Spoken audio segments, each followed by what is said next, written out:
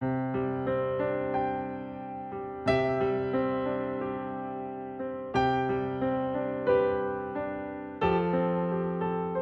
here all my life, and my wonderful husband, I met him at church.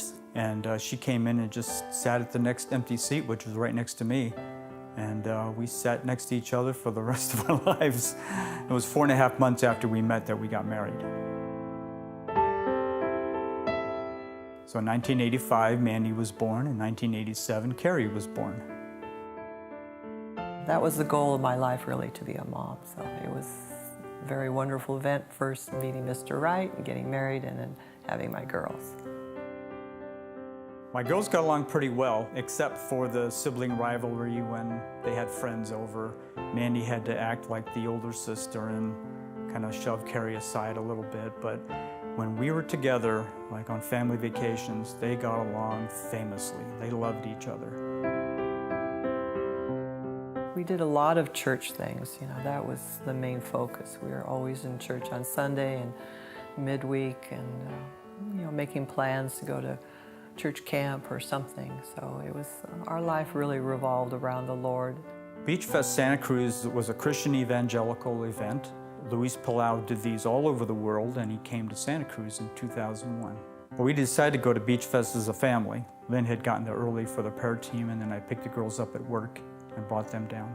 After Beach Fest, we got in our car and headed home.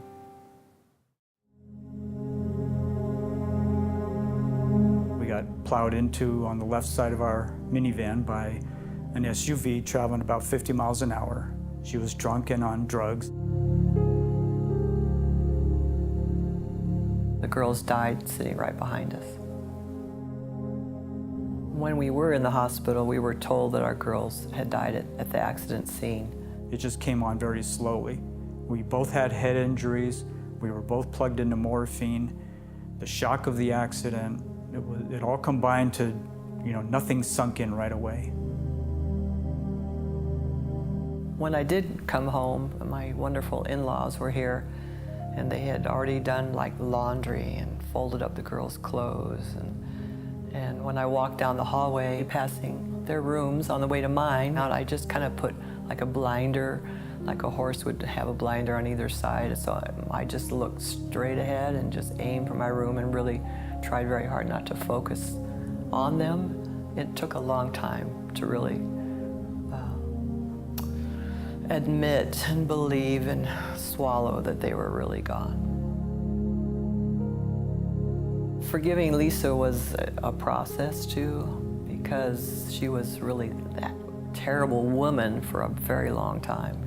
Very first thought every morning, that's who she was, that woman.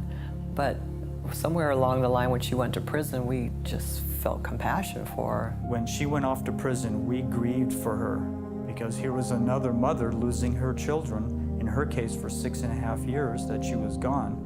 But I really wanted my joy of life back, and I just knew if I swallowed that unforgiveness, it would be like drinking poison, that I hoped it would kill her because I was mad at her, but it would only poison my system. Well, my journey to forgive Lisa wasn't as hard because I was so angry at God. I held him more responsible than I held Lisa. All God would have had to do was slow us down by a few seconds, maybe drop my keys as we were getting in the van. God could have protected us, and he chose not to. Forgiving is, first of all, not optional.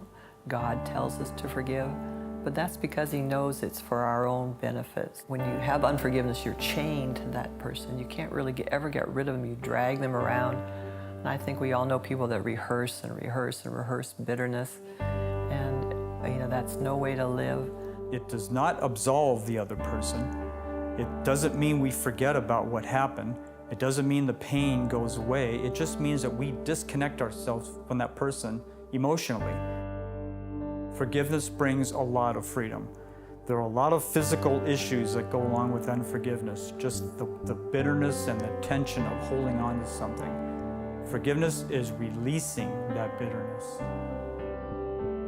I would tell anybody that needs to forgive to be gentle on themselves, to take time. It's a process, But then seek somebody that can help you, somebody to walk alongside you when you're going through heavy stuff. My journey to forgiveness was helped along by digging into the Word. I read through the New Testament over and over and over, and God really softened my heart in reading His Word. Lisa and I now speak together, sharing our story of forgiveness and love. I get to advise her and encourage her and love her, and that is the blessing for me, loving Lisa.